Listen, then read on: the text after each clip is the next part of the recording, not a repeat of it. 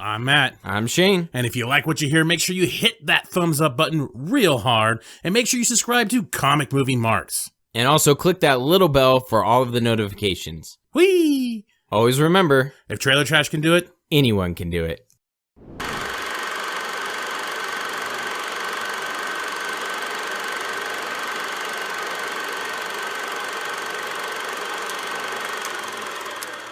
hello and welcome everyone to another Comic Movie Marks video.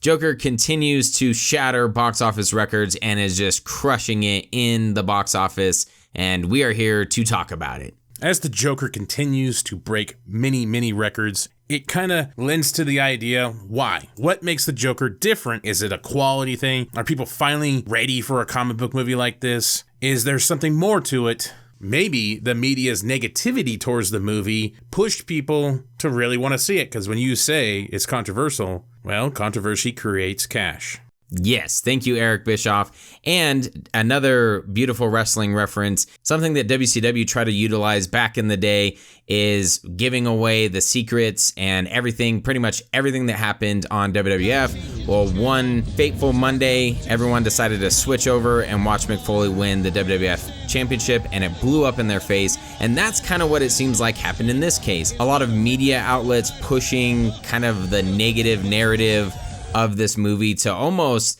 try to get people not to go see it. And what happens? It's just blowing up and doing incredibly well. Again, is this about the quality of the movie? Did just every factor possible for the Joker line up so well?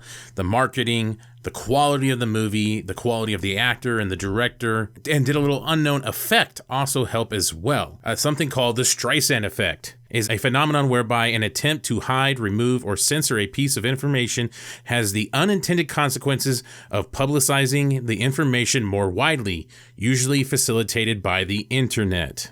Gotcha, bitch!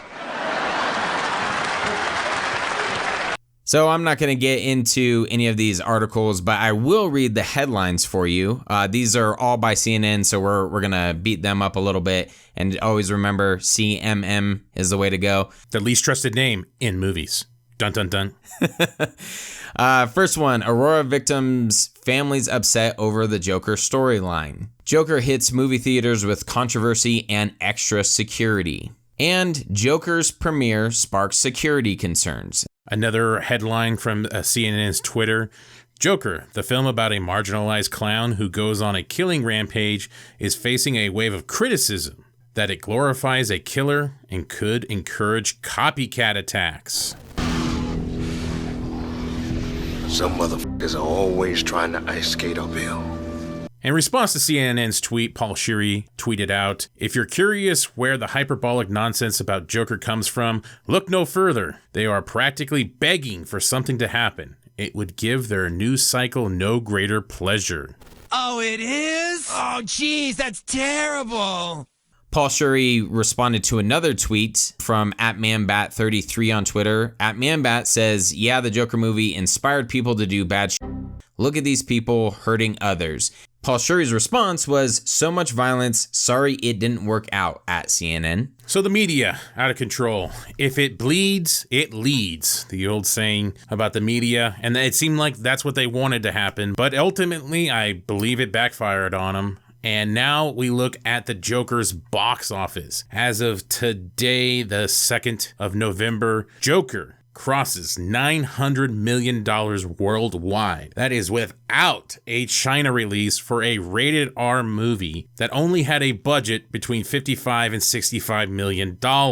That is insane. An article from Forbes released earlier today as well, November 2nd, says Joker is about to reach 3 huge box office milestones. First, it'll pass 291 million unadjusted domestic cume of Man of Steel. Second, it'll pass the unadjusted global cumes of Spider-Man Homecoming and Spider-Man 3 to become the 8th biggest comic book movie ever worldwide. And sometime today, the Joaquin Phoenix flick will become the first rated R movie to pass $900 million in global ticket sales.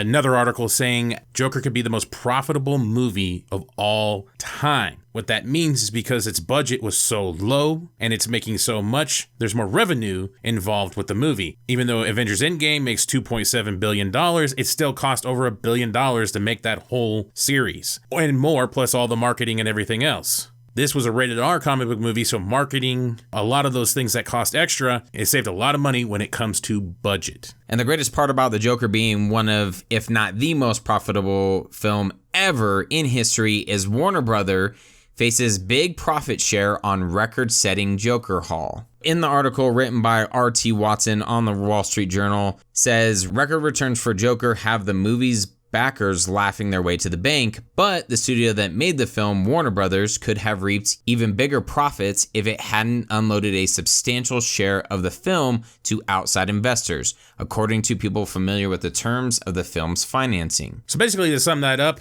WB is bitches, and they done screwed themselves because they didn't want to take any risk when it came to this movie. And this actually does happen with a lot of bigger blockbuster movies. A lot of that lion's share of the budget has investors, because it's not usually a studio single-handedly putting $200 million into a movie. Usually they have investors and everything else. That's how it works. But when you have only a low-budget rated R film like Joker, usually the studio takes upon more of the budget to get more of the returns. The great minds over at WB decided to wave aside some of that risk and dish out some hefty perks for Joaquin Phoenix and Todd Phillips. They get a huge substantial amount of the revenue from this, and of course the investors as well. Lacking confidence in this movie was one of the biggest mistakes. It depends on who set up this deal. Remember, Joker was conceived during Silverman's time, but it didn't get off the ground and start production until Emmerich was there. So I think a lot of this deal probably falls under Emmerich's responsibility. AT&T's got to look at this like this is WB's biggest movie of the year by far. Godzilla King of the Monsters underperformed. Shazam, while profitable, did not really bring in much of the bacon. And AT&T can look at less than 25% of the profits. Merchandising, because it was rated R, not really in existence. This isn't the sweet 80s and 90s where they marketed rated R movies to kids and sold toys from rated R movies as well. Terminator! I'm back. Got to find John Connor. But evil T-1000 gets to him first. Hey, back off. Terminator's heavy metal cycle zeroes in and fires. But T-1000 stands to get even. This is for getting on my bad side. You're next, John Connor. I'm back. Terminator deploys his secret weapon. Hasta la vista, baby. Terminated. This time. Terminator is back. When crime strikes, nothing can stop RoboCop. Criminals, give up. Surprise, RoboCop. Meet your match.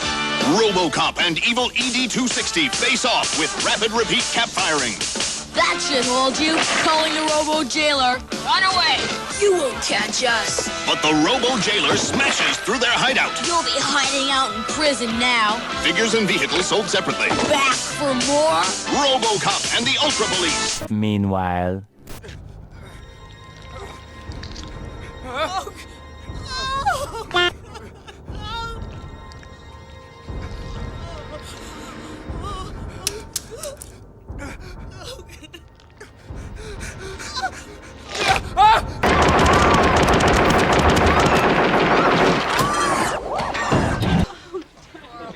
Somebody want to call a goddamn paramedic? So a lot of the revenue comes from the box office, and AT&T isn't seeing a dime of this. Somehow Toby Emmerich got an extension on his contract. Failing upwards, my friends.